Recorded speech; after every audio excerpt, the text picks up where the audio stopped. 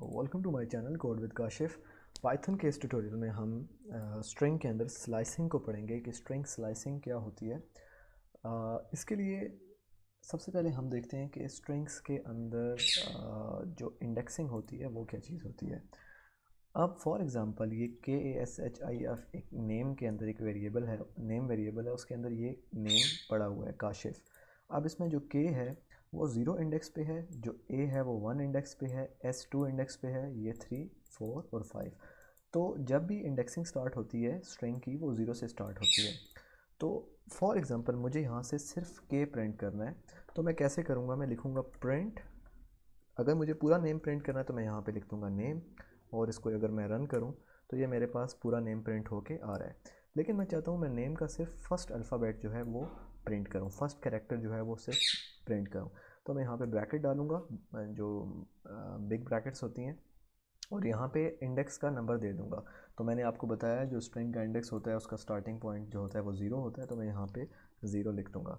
तो अब अगर मैं इसको सेव करके दोबारा रन करूँ तो ये देखिए मेरे पास सिर्फ के रन होके के आउटपुट आ रहा है।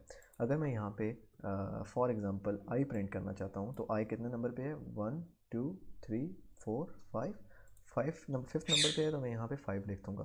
तो मैं इसको सेव करके, सॉरी 4 नंबर पे, क्योंकि 0 से स्टार्ट होगा, 0 1 2 3 4, तो फोर्थ नंबर पे है। अब अगर सेव करके इसको दोबारा रन करूँ तो ये मेरे पास आई प्रिंट होके आ चुका है। फॉर एग्ज़ाम्पल मैं यहाँ पे 7 प्रिंट कर देता हूँ जो कि इसमें है ही नहीं, तो क्या होगा देखते हैं। तो ये देखें ये कह रहा है string index out of range, कि जो इसका इंडेक्स है वो रेंज से बाहर निकल गया, कि क्योंकि आप हमारी टोटल रेंज कितनी है, 0 1 2 3 4 और 5 तक जा सकते हैं हम, 5 से ज़्यादा आगे जाएंगे तो वो इंडेक्स जो है वो रेंज से बाहर निकल जाएगा। अब एक चीज़ होती है आर्ग्यूमेंट्स, एक होता है स्टार्ट आर्ग्यूमेंट और एक होता है एंड आर्ग्यूमेंट। अब ये क्या होते हैं हम ये देखते हैं। स्टार्ट आर्ग्यूमेंट जो होता है वो पॉइंट होता है जहाँ से आपने अपना जो स्ट्रिंग या जो भी चीज़ है आपकी उसको आपने स्टार्ट करना है। तो फॉर एग्ज़ाम्पल मैं चाहता हूँ मेरा नाम जो है वो ए से लेकर एफ़ तक प्रिंट होके आ जाए, तो मैं अपना स्टार्ट आर्ग्यूमेंट दे दूँगा 1, क्योंकि जो ए है वो कितने इंडेक्स पे है, फर्स्ट इंडेक्स पे है। तो मैं ए जो है वो 1, जो ए का जो इंडेक्स है वो यहाँ पे लिखूँगा, और मैं चाहता हूँ कहाँ तक जाए, एफ़ तक जाए। तो एफ़ का क्या इंडेक्स है, एक तो ये तरीका है अगर मैं यहाँ पे सिर्फ कॉलन डाल दूँ और मैं अगर इसको सेव करके रन करूँ तो ये देखें ए से लेकर वो एंड तक जा रहा है, एफ़ तक जा रहा है, क्योंकि आगे मैंने कोई वैल्यू नहीं दी, तो इसका मतलब है एंड तक जाओ। आगे यहाँ पे जितनी भी स्ट्रिंग होगी वो सारी प्रिंट कर देगा। अगर मैं इसको सेव करके दोबारा रन करूँ तो वो देखें एंड तक आ रहा है।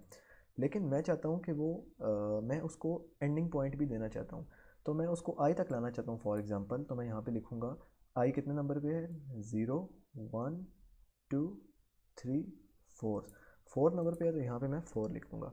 अब क्या होगा, 1 से स्टार्ट होगा और 4 तक जाएगा। इसको सेव करके दोबारा रन करते हैं। तो अच्छा, एक चीज़ मैंने आपको नहीं बताई कि ये देखें आई तक नहीं आ रहा, ये एच तक आ रहा है। वो जैसे ही फोर्थ तक पहुंचता जाएगा वो स्टॉप कर जाएगा, मतलब वो आई से पहले पहले वो स्टॉप कर जाएगा। तो मुझे यहाँ पे उसको एक इंडेक्स एक्स्ट्रा बताना है। तो यहाँ से दोबारा सेव करके हम रन करते हैं।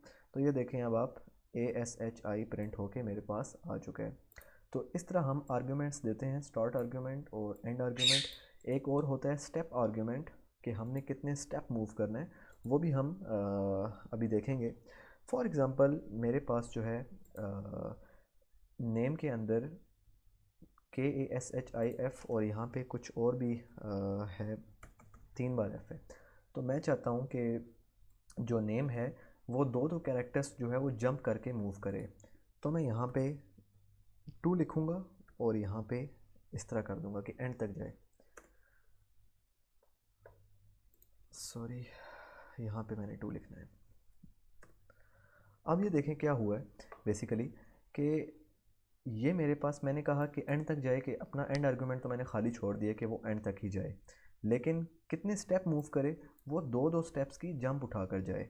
मतलब 1 से स्टार्ट हो, यहाँ से ए से स्टार्ट हो, और ए के बाद फिर 2 अल्फ़ाबेट छोड़े और फिर इसको प्रिंट करे, और फिर 2 को छोड़े, फिर इस तरह 2 का स्टेप मूव करते करते वो आगे जाए। तो ये जो हम एंड में लिखते हैं इसको हम बोलते हैं स्टेप आर्गूमेंट।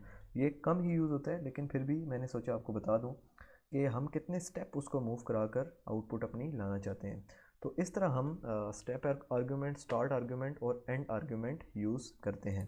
तो आई होप कि आपको ये समझ आ चुका होगा कि हम कैसे स्टेप आर्गूमेंट और स्टार्ट आर्गूमेंट और एंड आर्गूमेंट यूज़ करते हैं। तो आई होप आपको ये वीडियो अच्छी लगी होगी। मिलते हैं हम नेक्स्ट वीडियो में।